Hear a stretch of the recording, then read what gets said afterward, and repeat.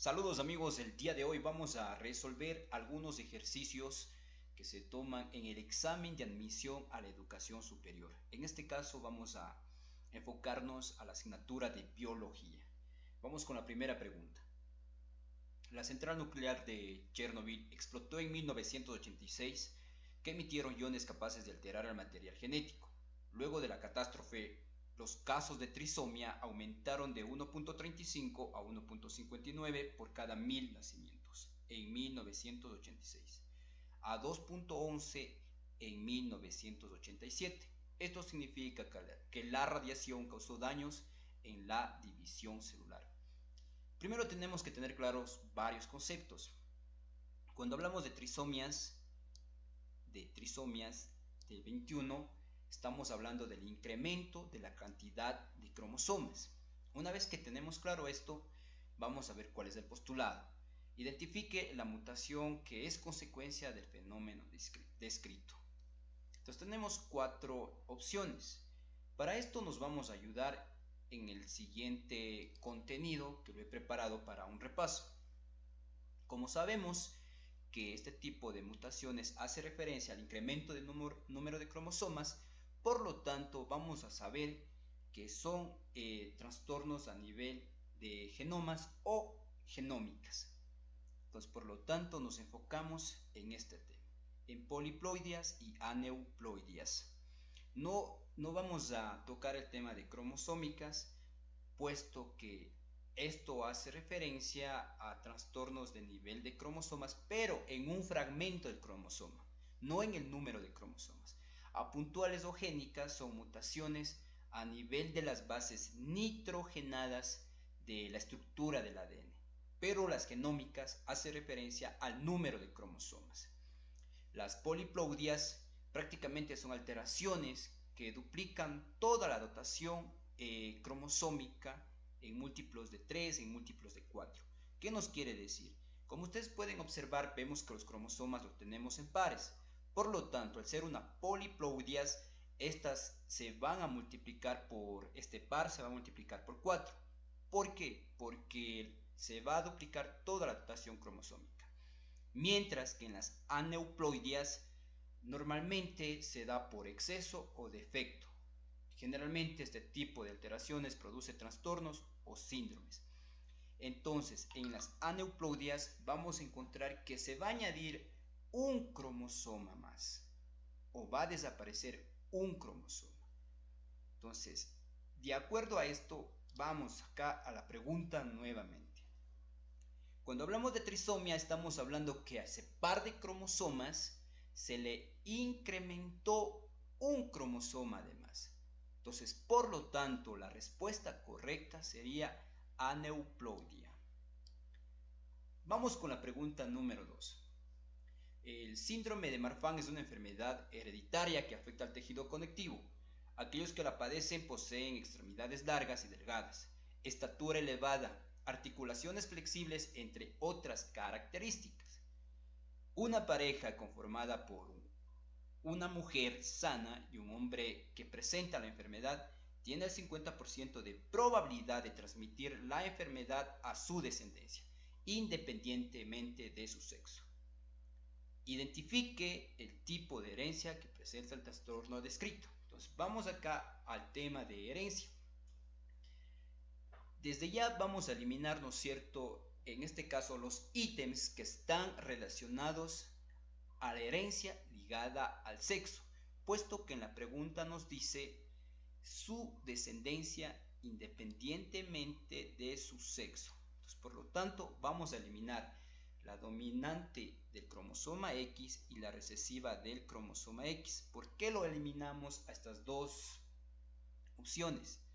Porque estas son temas relacionados a la herencia ligada al sexo. Ahora, vamos a analizar nuevamente la pregunta. Nos dice, una pareja sana, una mujer sana y un hombre que presenta la enfermedad tiene el 50% de probabilidad de transmitir esa enfermedad a sus hijos. Por lo tanto, tenemos los términos recesiva del tipo autosómica y dominante del tipo autosómica. En el término de recesiva, vamos a ver que para que la enfermedad se manifieste físicamente o fenotípicamente, el par de cromosomas tiene que contener el gen. Pero en la dominancia del tipo autosómica, solo con que una persona, con que un padre tenga el gen defectuoso, puede transmitir a sus hijos. Entonces, de acuerdo a esto, ¿no es cierto?, vamos a ver que la respuesta adecuada a esta pregunta sería la respuesta D. Para ayudarnos también vamos a utilizar nuestro material de repaso. Nos quedamos con la respuesta D. Vamos rápidamente con un breve repaso. Entonces, herencia autosómica recesiva, que prácticamente nos dice que significa que el gen que está ubicado en uno de los dos cromosomas autosomas. Significa que debe de estar presente en las dos copias de un gen anormal. O en pocas palabras, como les manifesté, debe de estar presente en los dos cromosomas. Mientras que la herencia autosómica dominante, únicamente este gen debe de estar ubicado en un cromosoma o autosomas. Entonces tenemos que tener claro estos conceptos. En herencia recesiva, autosómica recesiva, deben de estar presente el gen defectuoso en los dos cromosomas, mientras que en la autosómica únicamente es necesario que se encuentre presente el gen defectuoso en un cromosoma. Por lo tanto, la respuesta correcta sería dominante del tipo autosómica. Vamos con la pregunta número 3. Una finca productora tiene problemas de patógenos que afectan los estándares exigidos por el mercado internacional para el fruto. Para solventar este problema, SIM plantara progresivamente plantas libres de patógenos procedentes de una técnica de propagación. Este procedimiento consiste en aislar una porción de la planta madre libre de patógenos y proporcionarles artificialmente las condiciones físicas y químicas apropiadas para que las células expresen su potencial individual que tengan las plántulas. En base al enunciado, seleccione la técnica empleada. Nosotros tenemos que tener claro cada uno de estos conceptos. Vemos que tenemos los siguientes conceptos: hibridación, transgénesis, cultivo de tejidos y clonación de células. Si no nos acordamos, vamos a revisar, ¿no es cierto?, nuestro material de repaso, ya que esto es un repaso. Entonces, aquí tenemos los términos asociados a esta pregunta. Tenemos hibridación biológica, que prácticamente, ¿no es cierto?, es un mecanismo de especiación que se produce por el cruce reproductivo entre dos especies distintas. Transgénesis, que prácticamente es el proceso de transferir los genes a otro organismo, o también podemos decirlo que son organismos genéticamente modificados. Y la clonación es la creación exacta de un organismo, es la creación de una copia exacta de un organismo. Mientras que los cultivos de tejidos es el empleo de un fragmento de un organismo para poderlo propagar. Empleo de un fragmento de un organismo. Regresamos a nuestro cuestionario. Entonces, en este caso vamos a analizar nuevamente la pregunta. Vemos que vamos a ver, primero vamos a subrayar esto por acá, seleccionamos esta herramienta. Nuevamente leemos: una finca productora tiene problemas de patógenos que afectan los estándares exigidos por el mercado internacional para el fruto. Para solventar este problema, se plantará progresivamente plantas libres de patógenos procedentes de una técnica de propagación. Entonces, este procedimiento consiste en aislar, subrayemos esta parte de aquí, en aislar una porción de la planta madre, en aislar una porción o un fragmento o una parte de la planta madre libre de patógenos y proporcionarle las condiciones físicas y químicas apropiadas para que las células expresen su potencial individual para que tengan plántulas. Ahora, hemos visto, ¿no es cierto?, que prácticamente la hibridación es el cruce de genes o de especies distintas. La transgénesis es la modificación del ADN. El cultivo de tejidos es la utilización de una porción de un fragmento, en este caso de un tejido vegetal, para propagar una planta. Y la clonación de células es prácticamente la copia exacta de unas células. Aquí no nos habla de copias exactas de unas células, nos está hablando de fragmentos de una planta. No nos está hablando de alteración de la genética de la planta. Tampoco nos está hablando del cruce entre especies, sino que nos dice aislar una porción de la planta madre. Entonces, por lo tanto, la respuesta adecuada sería el cultivo de tejidos. Vamos con la pregunta número 4. Las células de animales y vegetales que realizan procesos catabólicos donde liberan energía a partir de la degradación de macromoléculas hasta convertirlas en sustancias y obtener energía aprovechable. Sin embargo, las células vegetales son las únicas que tienen en donde se realizan procesos anabólicos que requieren energía para generar moléculas. Seleccionen la respuesta que completa el párrafo. Entonces vemos que tenemos ribosomas, mitocondrias, cloroplastos, peroxisomas, ribosomas, cloroplastos y peroxisomas. Como lo dije al inicio, para el desarrollo de este tipo de preguntas debemos de tener un conocimiento mínimo de biología. En este caso nos está hablando de organelos celulares.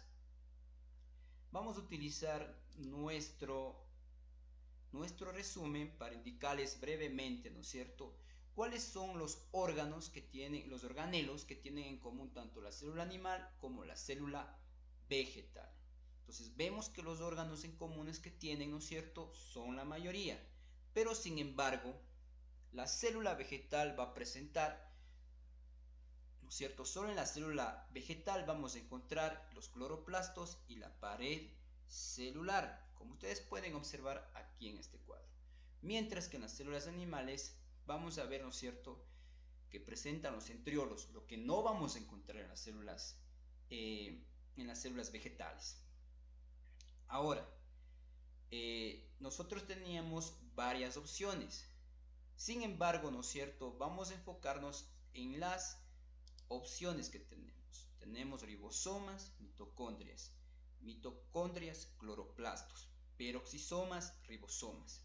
Entonces vamos a ver que tenemos 4 organelos. Brevemente vamos a ver cuál es la función de estos organelos.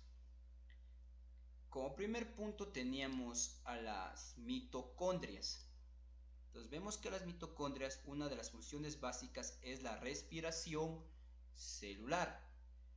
Luego teníamos, ¿no es cierto?, también al organelo denominado peroxisomas, que se encarga de la oxidación de las proteínas, que también se realiza aquí la digestión celular.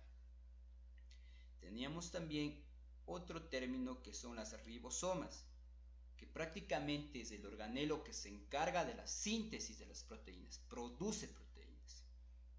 Y tenemos los cloroplastos, donde se produce la fotosíntesis, que es exclusivo de la célula vegetal. Entonces, nosotros tenemos claro las funciones de cada uno de estos organelos. Vamos nuevamente a regresarnos a nuestra pregunta. Leemos nuevamente nuestras preguntas. En este caso vemos que las células animales y vegetales poseen. Entonces vamos a ver un órgano en común que tienen tanto la célula animal como la célula vegetal dentro de nuestras opciones. En este caso tenemos, ¿no es cierto?, las ribosomas, que también son comunes, las peroxisomas también son comunes, y las mitocondrias, que también son comunes. Vamos a desechar a la respuesta D, puesto que los cloroplastos son exclusivos de las células vegetales. Continuemos para tener más claro nuestro panorama. Las células animales y vegetales poseen que realizan procesos catabólicos donde liberan energía a partir de la degradación de macromoléculas hasta convertirlas en sustancias y obtener energía. Aquí ya tenemos, ¿no es cierto?, una función clave de este organelo. Este organelo nos va a ayudar a obtener energía. Entonces, nosotros con esto ya podemos llenar este espacio en blanco. ¿Cuál era este organelo, no es cierto?, que nos ayudaba a obtener energía? Son las mitocondrias. Entonces, incluso no es necesario de continuar leyendo el texto porque en la respuesta B vemos que se encuentran las mitocondrias. Pero bueno, vamos a seguir leyendo. Sin embargo, las células vegetales son las únicas que tienen, como les dije, ¿qué tienen las células vegetales? Los cloroplastos. Entonces son las únicas células que van a presentar los cloroplastos, en donde se realizan procesos anabólicos que requieren de energía para generar moléculas. Entonces la respuesta adecuada a esta pregunta es la D. Este tipo de análisis ustedes lo tienen que hacer de manera rápida. Generalmente en el caso del examen de admisión para la educación superior, nosotros tenemos que repasar este tipo de preguntas, los contenidos asociados a estas preguntas, para poder ganar tiempo y desarrollar aquellas actividades o preguntas que son más complejas. Vamos con la pregunta número 5. Esta se referencia al sistema nervioso. En el sistema nervioso autónomo tienen dos ramas. La división prepara el cuerpo que requiere en estados de alerta o fuerza, como la reacción de una persona para que una jarra de vidrio no se caiga al suelo y se rompa. Mientras que la división dirige actividades de mantenimiento como la digestión de los alimentos cuando el cuerpo se encuentra en estado de reposo, ya que en esta división se libera en sus órganos blancos. Brevemente vamos a revisar, ¿no es cierto?, acá en nuestra hoja de repaso, las partes que conforman nuestro sistema nervioso. Pero nos vamos a enfocar al tema de la pregunta. Nos hablaba, ¿no es cierto?, del sistema nervioso, en este caso del sistema nervioso autónomo. Entonces, dentro del sistema nervioso autónomo vamos a ver que tenemos las ramas simpáticas y parasimpáticas. Nos vamos a acordar, la rama simpática prácticamente estimula a la actividad, a los órganos, mientras que la parasimpática va a reducir la actividad de los órganos, va a calmar. Aquí nosotros tenemos entre paréntesis que el sistema nervioso simpático va a excitar a los órganos, mientras que el parasimpático va a calmar. Entonces, de acuerdo a estas declaraciones, vamos a llenar o a seleccionar la respuesta correcta. Entonces, el sistema nervioso autónomo tiene dos ramas. La división prepara al cuerpo que requiere un estado de alerta.